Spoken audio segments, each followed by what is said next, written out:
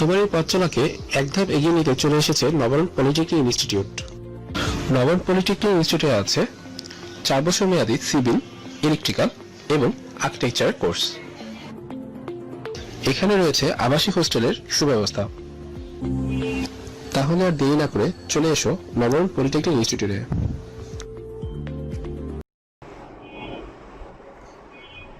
Hello students, my name is Raizul Oxujon, Assistant Teacher, Navarun School and College, subject English. I think you all are well by the grace of Almighty Allah. Today I will discuss changing sentence. Let's start.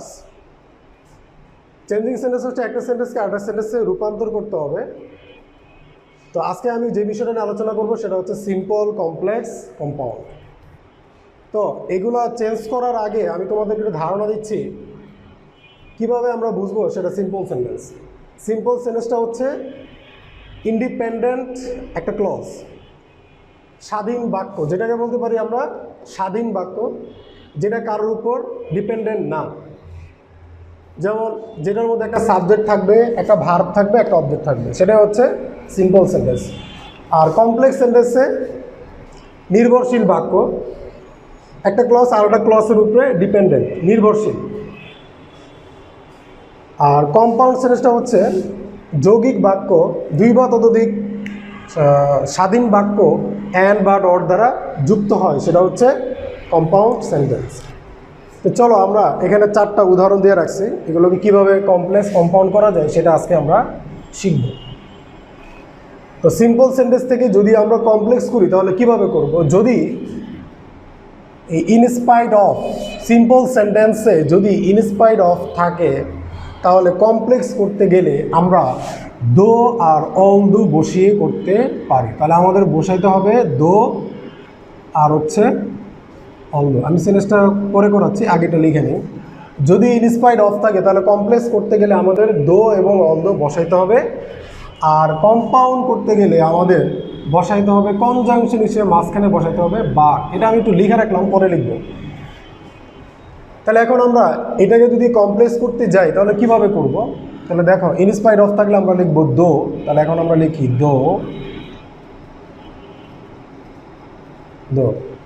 এখন একটা জিনিস মনে রাখবা যে যখন তুমি এটাকে complex করবা, পরবর্তী যে ক্লজটা দেওয়া থাকে, এই যে ক্লজটা, সেটার কোনো পরিবর্তন হয় না।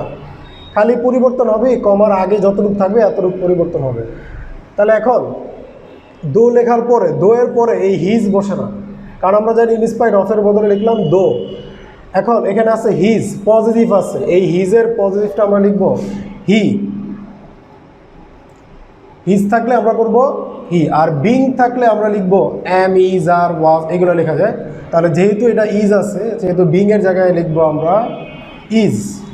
দো হি ইজ পুয়ার,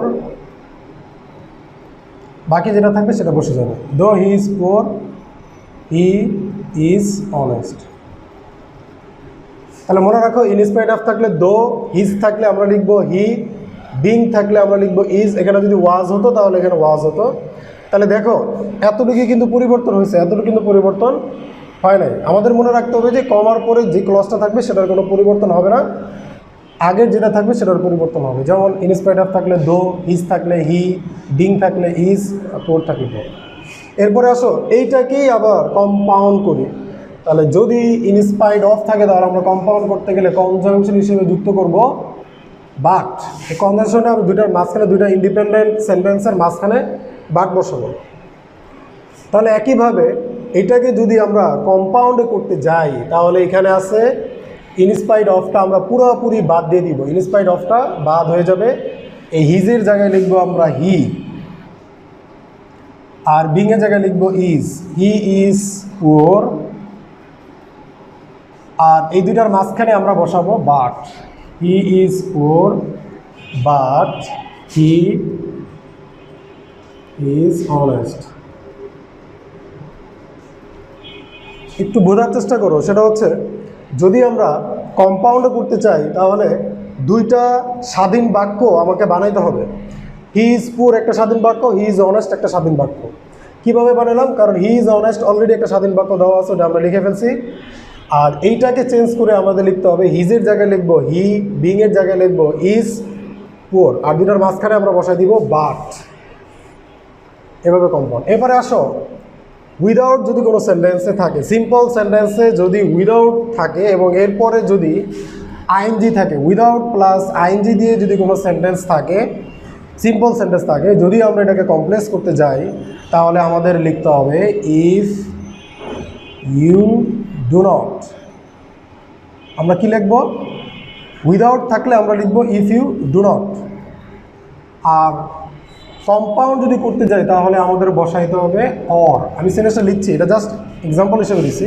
তাহলে দেখো উইদাউট আছে, তাহলে আমরা লিখব ইফ ইউ ডু নট। তাহলে আমরা জানি উইদাউট থাকলে কমপ্লেক্স করতে গেলে আমাদের ইফ ইউ ডু নট, উইও বসতে পারে, এখানে উইও বসতে পারে। যদি এখানে উই থাকে, এখানে যদি ইউ থাকে তাহলে ইউ, উই থাকলে উই। তাহলে without reading hard you can not pass. কঠোর পড়াশোনা করা ছাড়া তুমি পাস করতে হলে ইফ ইউ ডু নট, তাহলে এখানে রিডিংটা আইনজি থাকবে না, কারণ উইদাউটের জন্য আইনজি, তাহলে এখানে দিব read, if you do not read, তারপরে বাকিটা যা থাকবে সেটা বসে। If you do not read you can not pass. তারপরে আসো যদি আমরা এখন এটাকে কম্পাউন্ড করতে যাই তাহলে উইদাউটটা উঠে যাবে আর আইনজিটা উঠে যাবে, উইদাউট আর আইনজি উঠে যাবে, আর বাকি সব লিখে দিবা।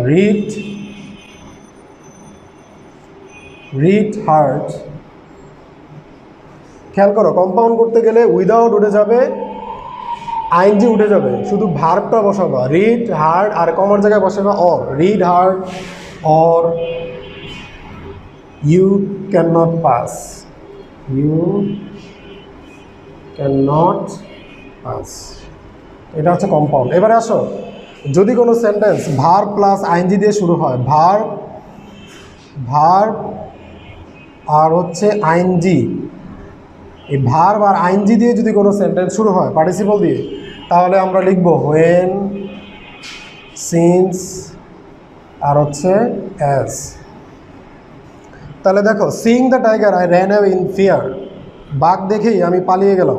তাহলে এখন এই যে এখানে কমার পরে যে সেন্টেন্সটা, এটার কোনো চেঞ্জ হবে না, চেঞ্জ হবে শুধু এতটুকু। তাহলে এখন আমরা কি দিয়ে লিখব? যদি আইনজি দিয়ে শুরু হয় তাহলে আমরা লিখব হোয়েন, সিন্স, অ্যাজ। তাহলে এখন আমরা হোয়েনটা বসাতে পারি হোয়েন,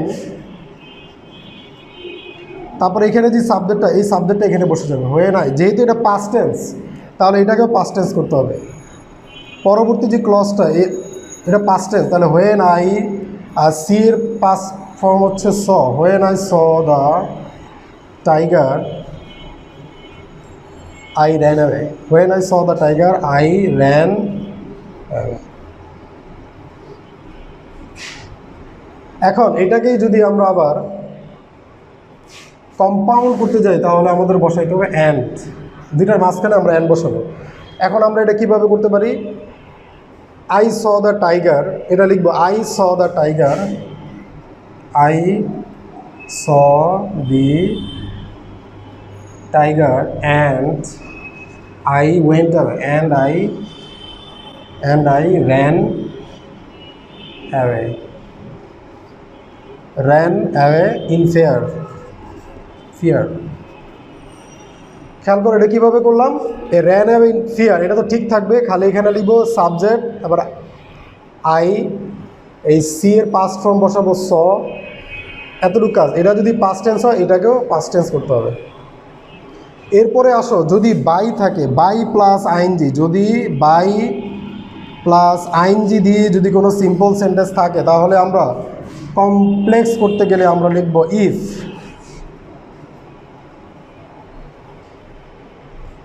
আর এখানে লিখবো আমরা অ্যান্ড। তাহলে এই বাইটা উঠে যাবে, আর এখানে আছে you will shine in life. তাহলে ইফ ইউ ওয়ার্ক হার্ড আমরা লিখবো এইভাবে, ইফ আর সাবজেক্ট হচ্ছে ইউ, এটা কোনো চেঞ্জ, এটা লিখবো ইফ ইউ ওয়ার্ক হার্ড,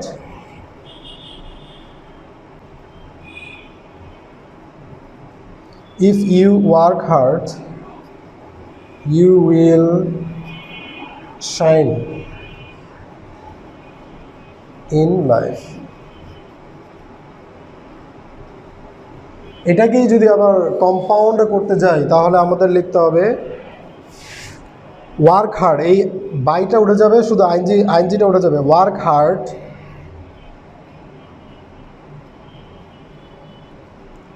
এই বাইটা উঠে যাবে আর আইনজি উঠে যাবে। ওয়ার্ক হার্ড আর দুইটার মাঝখানে বসবে and. Work hard and you will shine in life.